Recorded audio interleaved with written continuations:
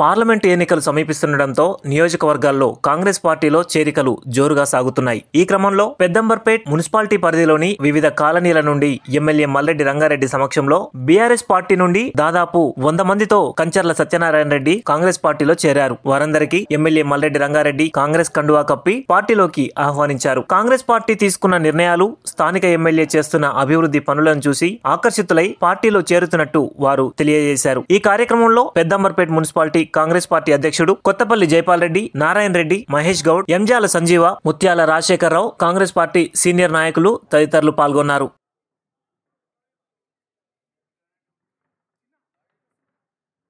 Peddamberpet municipality నుంచి కంచర్ల సత్యనారాయణ ఆధ్వర్యంలో దండం రాజశేఖర రెడ్డి గారి ప్రోద్బలంతో రంగారన్న గారి, మల్లెడ్డి రంగారెడ్డి గారి, ఇబ్రాహీంపట్నం ముద్దుబిడ్డ మల్లెడ్డి రంగారెడ్డి గారి పిలుపు మేరకు ఈరోజు మేమందరం కూడా ఆ పెద్దంబర్పేట మున్సిపాలిటీ నుంచి సుమారు 100 మంది ఈరోజు కాంగ్రెస్ పార్టీలో జాయిన్ అవ్వడం జరిగింది. ఇది ఇబ్రాహీంపట్నంలో రంగన్న గారు తీసుకున్న నిర్ణయాలు రేపు అభివృద్ధి పదంలో నడిపిస్తాడని చెప్పేసి ఆశిస్తూ మేమందరం కూడా ఆకర్షితులమై రేవంత్ అన్న గారి సారథ్యంలో మన మల్లెడ్డి రంగారెడ్డి గారు ఇబ్రాహీంపట్నం ముద్దుబిడ్డ రేపు అభివృద్ధి పదంలో తీసుకెళ్తాడని మేమందరం నమ్మి రంగన్న గారి పిలుపు మేరకు అదేవిధంగా ఏఐసిసి మెంబర్ మన నారాయణ రెడ్డి అన్న గారి సమక్షంలో మేమందరం కూడా ఇవాళ మా కాలనీ వివిధ కాలనీల నుంచి 100 మంది ఈరోజు పార్టీలో చేరడం జరిగింది. మరి అందరూ కూడా మీ పార్టీలో నాతో పాటు చేరిన అందరూ కూడా అభినందనలు తెలియజేస్తున్నాను. మరి అదేవిధంగా ఇక్కడికి విచ్చేసినటువంటి సీనియర్ కాంగ్రెస్ నాయకులకు అందరికీ కూడా, మున్సిపాలిటీ పెద్దలకు, కాంగ్రెస్ పార్టీ కుటుంబ సభ్యులందరూ కూడా పేరు పేరున అందరికీ హృదయపూర్వక ధన్యవాదాలు తెలియజేసుకుంటున్నాను.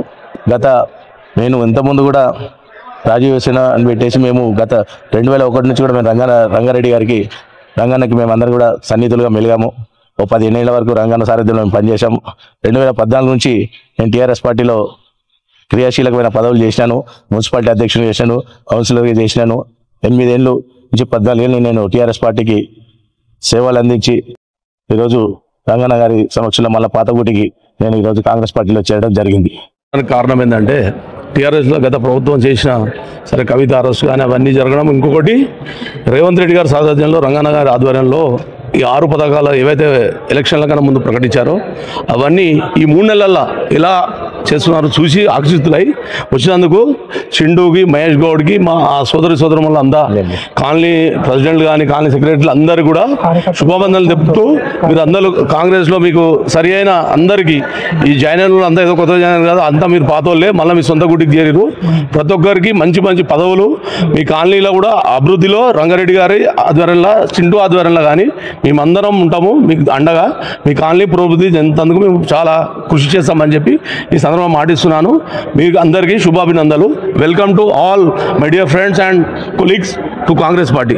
ఏప్రిల్ 6 తారీఖు జరగబోయే తుక్కుగూడలోని ఏదైతే జనజాతర బహిరంగ సభకు తెలంగాణ ప్రజలందరూ మరియు కాంగ్రెస్ పార్టీ కార్యకర్తలు, నాయకులు మరియు వివిధ విభాగాల నాయకులందరూ భారీ ఎత్తున పాల్గొని ఆ యొక్క ఏదైతే మన లోక్సభలో మెజారిటీ సాధించే విధంగా, రాహుల్ గాంధీ ప్రధాని అయ్యే విధంగా ఏదైతే మనము లోక్సభ ఎన్నికలకు వెళ్ళబోతున్నామో ఆ యొక్క లోక్సభ ఎన్నికలకు ఏదైతే మేనిఫెస్టో రిలీజు రేపు 6 తారీఖు జరగబోయే సభలోనే ఉంటుంది కాబట్టి, మరియు మన ప్రియతమ నాయకులు మన ముఖ్యమంత్రి రేవంత్ అన్న గారి నాయకత్వంలో మన మంత్రుల మరియు ఎమ్మెల్యేలు అందరూ ఆ యొక్క కార్యక్రమంలో మన తెలంగాణ ఏదైతే ప్రజలందరికీ దిశానిర్దేశం చేయబోతున్నారు ఆ యొక్క సభను భారీ ఎత్తున ప్రజలందరూ తరలివచ్చి మంచి ఏదైతే వచ్చే